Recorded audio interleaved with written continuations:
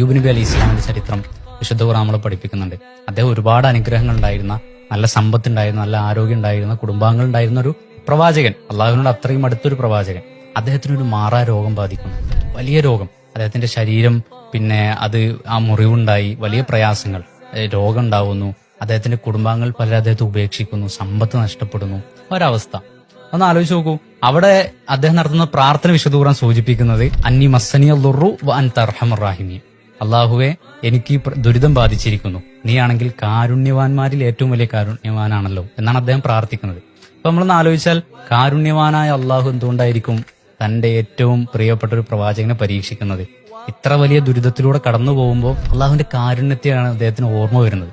അപ്പൊ അദ്ദേഹം ഈ സംഭവം വിശദീകരിച്ചുകൊണ്ട് പണ്ഡിതന്മാര് പറയുന്നുണ്ട്, ഈ താൻ അനുഭവിക്കുന്ന ഈ ദുരിതം, ഈ പ്രയാസം അർഹമുർ റാഹിമീന്റെ റഹ്മത്തിന്റെ, കാരുണ്യത്തിന്റെ ഭാഗമാണ് എന്നാണ് ആ പ്രവാചകന്മാര് മനസ്സിലാക്കുന്നത്.